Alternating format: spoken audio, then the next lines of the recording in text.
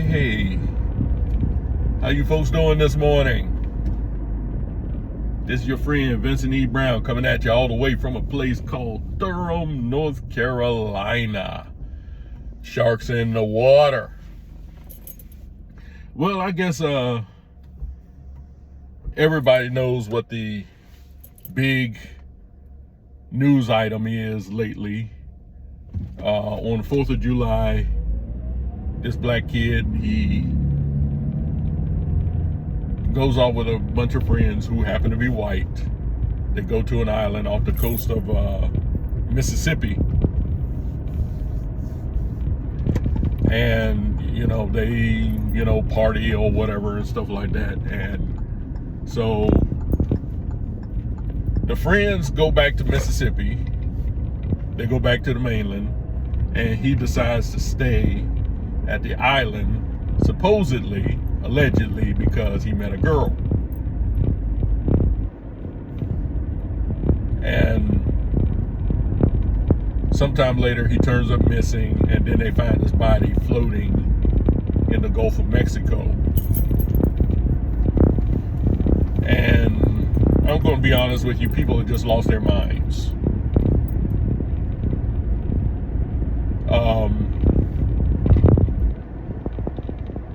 I don't know how these parents are feeling. I can only imagine, because, I don't have kids. And and losing a child at that age, especially when he's approaching the prime of his life and everything, it's a tragedy. And from what I could speculate, he was a good kid. He was a very good kid. I'm not so sure about his grades or anything like that, but he seemed to be a good kid. He was a college football player. But this is one of the things I hate about the news media and mainstream liberal black America. When they get together, they always want to make incidents like this about race.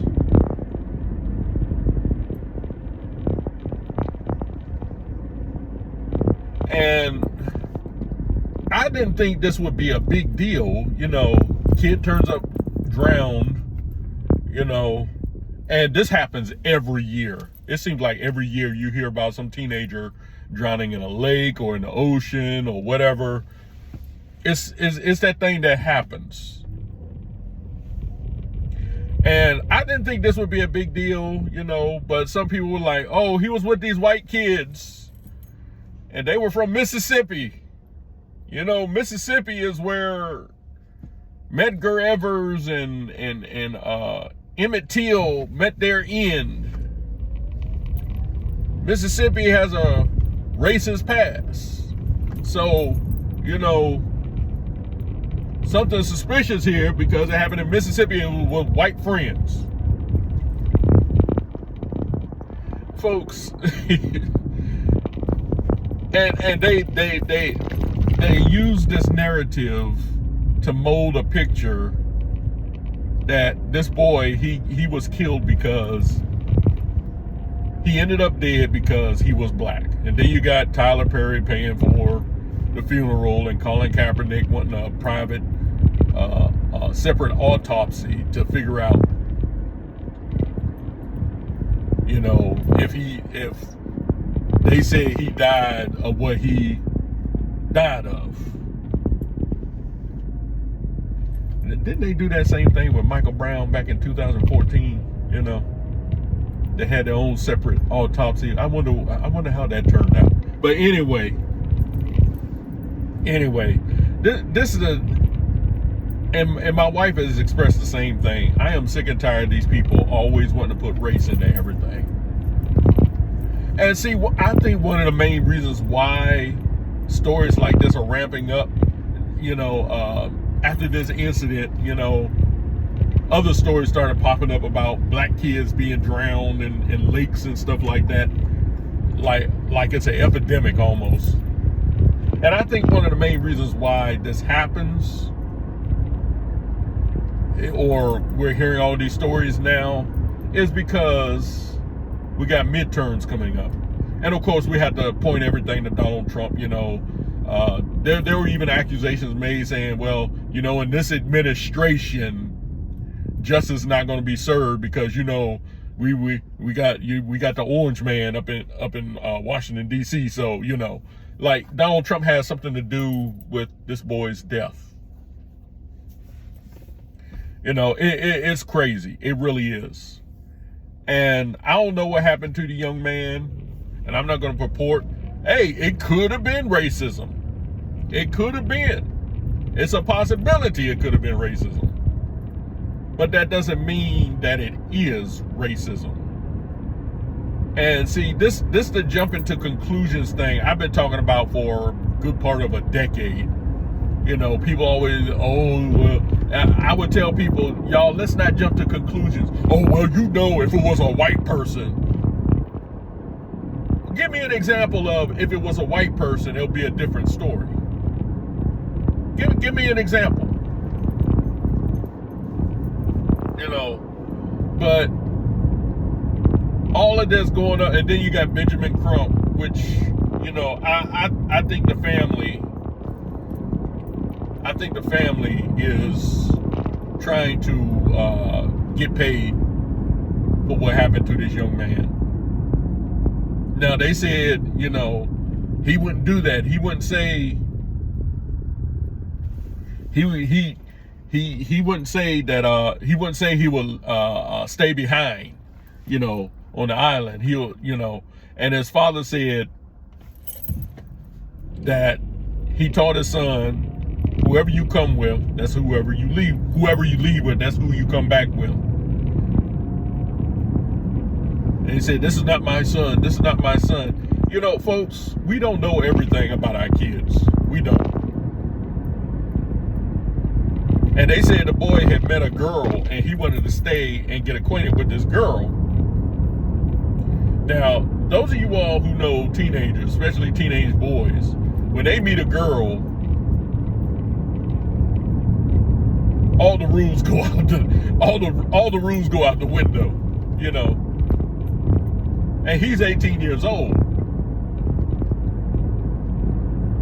So, and he's 18, he's in college, he's basically an adult, he's starting to think independently and whatever. So, but when these boys meet a girl that they're interested in, they're like, yeah, okay, yeah, you can go back, I'm interested in her. Now, questions come up about his keys and his phone and everything and stuff like that. And I don't know all the ins and outs of that.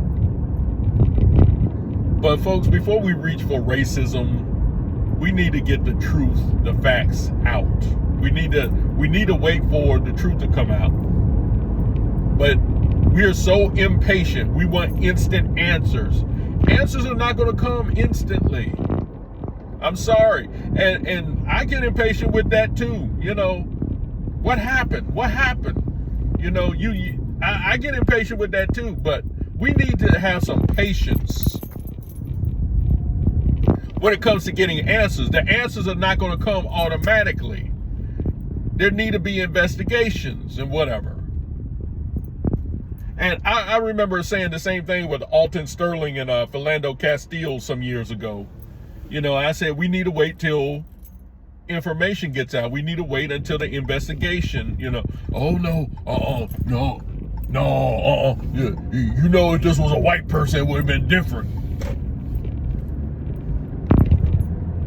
I remember back in 2007 with the Duke Lacrosse case, which is kind of close to me because I live in Durham where that incident happened. And people were coming up, they were like, they didn't care. I don't think they really cared if the boys were guilty. They just wanted to see some quote unquote justice, because if it had been a black person, if it had been a bunch of black men who had supposedly raped some white women, they all would have been in jail or under the jail and everything. And I'm sitting there like, you all need to wait till the information comes out. We don't know what happened. But people don't, I don't think people even care what happened. And of course, that, and I'm still talking about the Duke lacrosse thing. That thing came, it came to a head. Things were said. The boys were deemed innocent. They were proven, they were judged innocent. And I remember I was on a job one time, and at the job in the break room, they had the TV on, and they showed the 3 boys who were accused of raping this girl. And someone made a comment and said, "Man, them boys look like they're guilty. They look guilty." What kind of look did they have that made them look guilty? But I kept my mouth shut and everything. And then here a couple of years ago, the girl gets on a podcast and she said, "I lied." She said that she lied.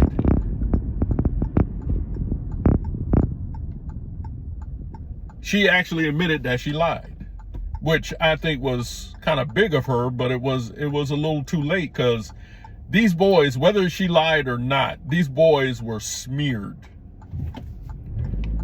And they probably never get their lives back, And that's why, but at that time that, these allegations were going around about these boys and whatever, people were marching and they were like, Crystal Mangum and all this and everything. And, well, the girl ended up killing a boyfriend of hers, and she's in jail for that right now. But nobody looks at that. All they know is that a black woman supposedly got gang raped by some white guys. They didn't want to look at the evidence. They didn't care about the evidence. All they saw was a black victim at the hands of a bunch of white people. That's all they see, and that's where they get their racism from. And that's the thing in this more recent case with Nolan Wells. He was with some white people, and he ended up turning up dead. So must be racism. Now, this kid had been friends with these white people since he was a kid, since he was younger. Nobody says anything about that. And the region in Mississippi that they live in, I'm pretty sure that, black kids make friends with white kids all the time in this area. But the weight of suspicion is on them simply because they're white. They're allegedly getting death threats now. Why are you all giving them death threats and you don't even know what happened? Benjamin Crump doing his thing, the Purple Yellers, the IUIC, that Black Hebrew Israelite group, they over there, marching and everything. None of these people know what happened. All they know is that a black kid in Mississippi had some white friends. He turned up dead, so that must mean it's racism, because, Mississippi. Mississippi has a very horrible history. I will admit that. But that does not mean that the history from back then is pointing to, is a pointer to the cause of what happened today.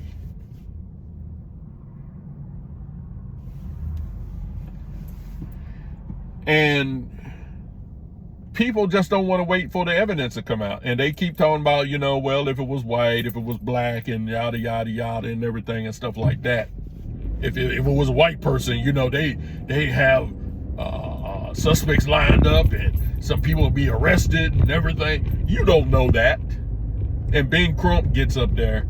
Folks, let me tell you all something. If you want to know the answers of what's happening or whatever, or what's going on with a certain incident or anything, when you hire someone like Benjamin Crump or Al Sharpton or the rest of these rascals, you're not looking for answers. You're looking to get paid. I'm just gonna say it just like that. And you can take it to mean whatever you want it to mean or whatever. But I said what I said. Ben Crump he's a civil rights attorney, which to me means he's not a real attorney, because all he's looking for are cases that involve a black victim and so-called white perpetrators. That's all he's looking for. And he's looking for that because he's like, I'm getting paid. Al Sharpton up there talking about my nose is here, my eyes are here, my brain is here. And I'm sitting there like, I don't think you have a brain.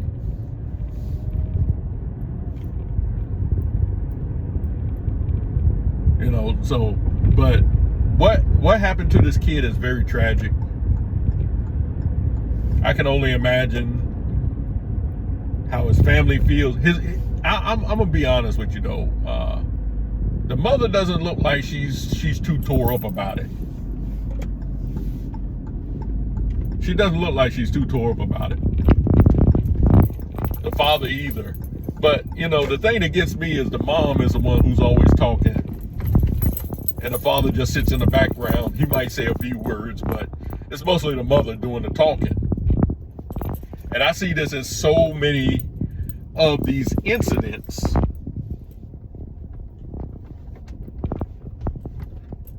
I see this in so many of these incidents where a black kid gets killed. Black kid gets killed. And, when the parents speak, it's usually the mother that's speaking instead of the father. That kind of gets me a little bit. And I'm not trying to say that women don't have a say or anything like that. I'm not saying that, but if you got a mother, I think the man should be the one speaking up. And maybe the woman, she can come in and say what, and I'm not saying that because I'm misogynistic and I'm against women and all that and everything. People will probably say that. But we need to use logic and reasoning and critical thinking when it comes to incidents like this, and stop jumping to race, because time and time and time again, if you all would just look back in the past, the recent past at that, Michael Brown, Trayvon Martin, Breonna Taylor, Sandra Bland, you still got people who think Sandra Bland was killed by the police. They still think that.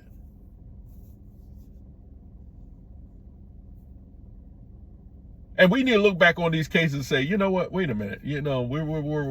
But see, they don't want to they don't know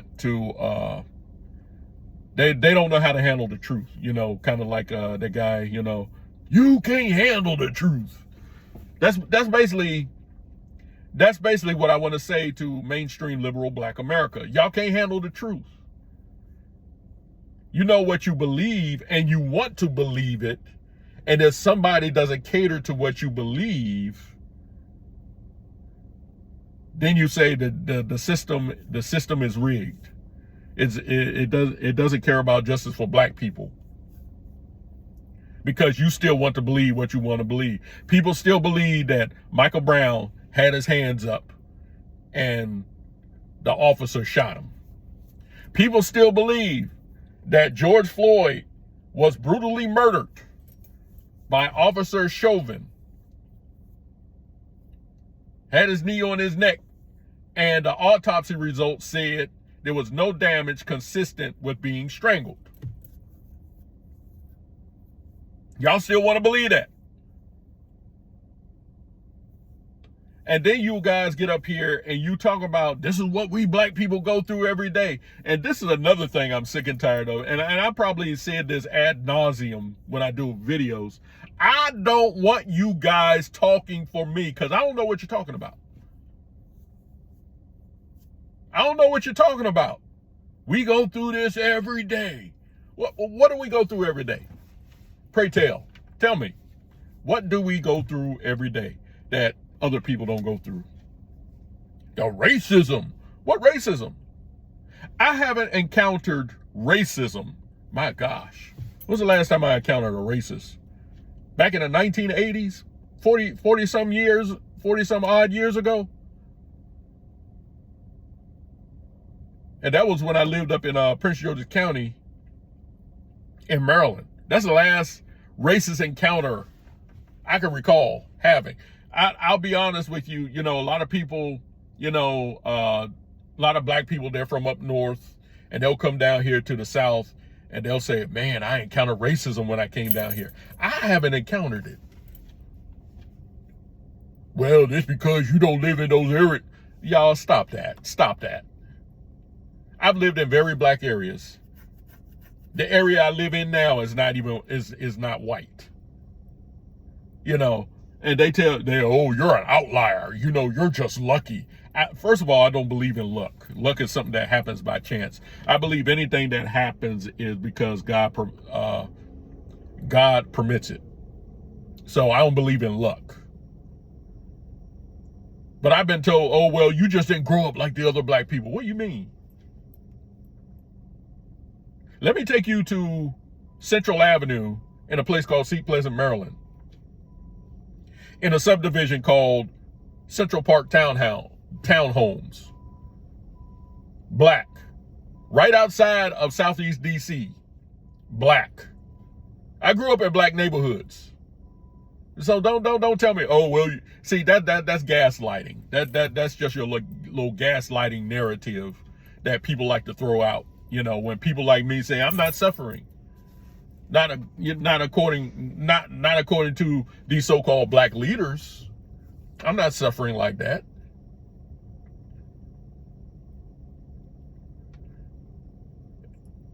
And I tell people, when I went to school, I was out reading everybody in my class, black and white. This was in the 70s. And people still want to fall on this narrative. Oh, well, we black people, we going through this, we going through that. And these very same people, they are rich as Midas. They are as rich as Midas. And they telling you, yeah, we're here to fight for you. And when they do that, they go home to their Rolls Royces and their mansions. And their caviar and their steak dinners. But they want to sit there and talk about they don't want you to have no opportunities, and that's why we can't get ahead. But I'm looking at you, and you look pretty nice. How much is that suit you're wearing? Hey, can I spend some time with you at your mansion? That's all they do. It's a grift. It's a little game they play. Yeah, they don't want you to be, how come we don't have a lot of black millionaires, but you're a millionaire? And I don't understand why people don't throw this back up in their faces like that, saying, you talking about, they don't want us to be millionaires, but here you are living the life. So who are you to come and tell me about why I can't make it ahead and you're making it? We got black actors. We got black lawyers, activists, everything like that, and they're living large. But they want to sit here and talk about, well, they don't want you to get a piece of the pie, and you got the biggest piece of the pie. But it's things like this that really irritate me. It really does. They get up here and they act like they talk for all of us. You don't speak for me, bruh. You don't speak for me. And just in case you don't understand what I'm saying, let me say it a little slower. You don't speak for me. I'm free. I'm free in Christ. I don't worship my skin color. My skin color is not an asset, nor is it a liability. I don't use my skin color to make excuses for my shortcomings. Nor do I use it to set the course for my emotions. So you can go out here and, you know, do your little thing and whatever, make your grift and whatever, but leave me out of it. Maybe you should go up there and say, some of us are oppressed, which I can guarantee you that the oppression that a lot of black people say they're going through, they're not going through it. They're not going through it. I was watching an interview yesterday. I forget the players who were in it, but someone asked this dude, said, you know, I think it was Jesse Lee Peterson, which Jesse Lee Peterson, I'm not a fan of. I'm really not. I like a lot of what he has to say, but the man's not a Christian. But anyway, he asked a guy, said, you know, are you going through oppression today? And the person said, yeah. And he said, so the white man is holding you back? He said, well, he can. What do you mean he can? See, that's an excuse. A black person can hold you back. I've had black people hold me back from certain things. I'm not even going to go into the details of that. But what do you mean he can? Of course he can. Anybody can hold you back. But it's your determination that determines how far you go forward. If you're just going to sit there and say, well, I'm just going to sit right here and you know, I'm just going to sit right here because if I try to go forward, the white people are going to come out and they're going to hold me back. That's an excuse. That's an excuse. You know, every shortcoming that I've had, I can look back and say it was me. Procrastination and lack of motivation. It wasn't no white people holding me back. Even today, white people aren't holding me back. Yes, I've had some negative encounters with white people, and they weren't all necessarily racist. But I've had those same encounters with black people. But anyway, I hate what happened to Nolan Wells, but we all need to get off of this bandwagon of, you know, this is racism and this is proof that racism exists in America, and white folks, you know, they just don't want us to get ahead. If you feel that way, why don't you just leave this country and go somewhere where you think you can get an opportunity, where you can get ahead, so to speak. I mean, that's how I look at it. Just leave. No one's keeping you here. All you had to do is say, hey, I want to go to this other country because America is so racist. Okay, well, bye. You know, Whoopi Goldberg, I don't know how many times she said that if certain person gets elected, that she's going to leave. Okay, bye. Bye. As if we're going to boo-hoo and cry because you left. Bye. You're not that much of an asset anyway. But anyway, I'm just flapping off at the yap right now. But anyway, I hope you all get something out of what I'm trying to say here. And don't just believe me because, you know, I'm saying it and everything. Just look into what I'm talking about. You know, give it a thorough researching. And I'm not the most eloquent of people, of speakers or anything like that. But I do believe I have something to say. And I hope people get some meat out of what I'm trying to say. But anyway, you all take care of yourselves. Stay safe out there. Stay cool out there because, you know, it's going to be hot, you know, at least here in Durham. It's supposed to get up to 100 degrees today and tomorrow. So, but anyway, you all take care of yourselves. Stay safe. Stay healthy. This is Vincent E. Brown. I'm signing off. And until the next time, I'll see you on the rebound.